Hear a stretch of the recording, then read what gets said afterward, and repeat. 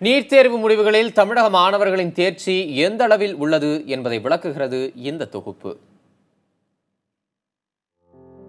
கடந்த மே 7ஆம் தேதி நடத்தப்பட்ட நீட் தேர்விற்காக தமிழகத்தில் இருந்து 88,881 பேர் பதிவு செய்தனர்.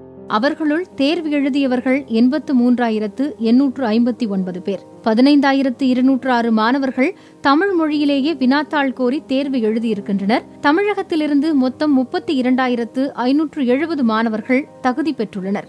அதாவது 38.83% பேர். தமிழக அளவில் முதல் மதிப்பெண் 655 உள்ளது. தகுதி மதிப்பெண் என்பது முதல் மதிப்பெண்ணின் அடிப்படையில் ஒவ்வொரு இடஒதுக்கீட்டு பிரிவிற்கும் தனித்தனியாக நிர்ணயம் ஆகிறது. இந்த வருஷம் 697 முதல் மதிப்பெண், பொதுப்பிரிவில் 131 குறைந்தபட்ச தகுதி, 131லேருந்து 697 வரைக்கும் இருக்கக்கூடிய மொத்த மாணவர்களின் எண்ணிக்கை, பொதுப்பிரிவில் எடுத்துக்கொண்டவர்களின் எண்ணிக்கை, தேர்வு எழுதியவர்களில் 50%. ஓபிசி அந்த பிரிவுகளை எடுத்தோம்னா 40% மாணவர்கள் அந்த மதிப்பெண்ணை விட குறைவாக இருக்காங்க. 107, 118, 117 இந்த மாதிரி 2 ஸ்லாப் இருக்கு. தமிழகத்திலிருந்து 630 650ற்குள் 10 மாணவர்கள் மதிப்பெண் பெற்றுள்ளனர். அதேபோல் 600 முதல் 655க்குள் 19 மாணவர்கள் மதிப்பெண் பெற்றுள்ளனர்.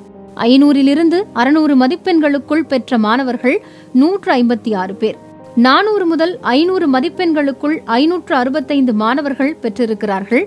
முதல் 25 மாணவர்களில் அண்டை மாநில மாணவர்கள் இடம்பெற்றிருந்தாலும் தமிழகத்திலிருந்து ஒருவரும் இடம்பெறவில்லை. அண்டை மாநிலங்கள்ல கோச்சிங் சென்டர்ல கோச்சிங் எடுத்துக்கிட்டவங்க அட்லீஸ்ட் ஒருத்தராவது வெற்றி பெற்றாங்க.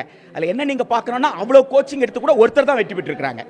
அப்ப இங்க அந்த வாய்ப்பு கூட இல்லாத சூழல்ல இதுல நாம பின்தங்கி இருக்கிறோம் என்பதுதான் பார்க்க வேண்டுமே தவிர இதற்காக கல்வி தரம், பாடத்திட்டம் எல்லாமே ரொம்ப மோசம் தமிழ்நாட்டில் என்ற முடிவுக்கெல்லாம் நாம் போக முடியாது.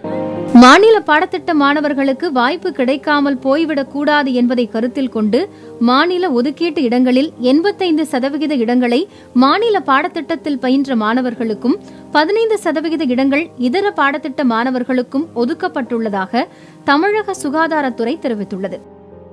தமிழ்நாட்டில் பார்த்தீங்கன்னாக்க 2 விழுக்காடு மாணவர்கள் தான் ஸ்டேட் போர்டில், அதாவது சிபிஎஸ்சியில் படிக்கிறாங்க. மீதி 98% மாணவர்கள் ஸ்டேட் போர்டில் தான் படிக்கிறாங்க. அதே மாதிரி தமிழ்நாட்டிலேருந்து நீட்டு தேர்வு எழுதிய மாணவர்களில் 6 விழுக்காடு தான் சிபிஎஸ்சி மாணவர்கள். எனவே எழுதியதிலே 6% தான், படிக்கிறதுலே 2% தான். அப்படிப்பட்ட மாணவர்களுக்கு ஒட்டுமொத்த எம்பிபிஎஸ் இடங்களில் 15 விழுக்காடு தமிழக அரசு ஒதுக்குறதுங்கிறது நிச்சயமாக அந்த மாணவர்கள் சாதமானது. கடும் எதிர்ப்புகளுக்கிடையே நடத்தப்பட்ட நீட் தேர்வின் முடிவுகள் எதிர்ப்பவர்கள் கூறிய காரணங்களை உறுதிப்படுத்தும் விதமாகவே அமைந்துள்ளதாக கூறுகின்றனர் கல்வியாளர்கள். புதிய தலைமுறைக்காக செய்தியாளர் குழுவுடன் அபிநயா.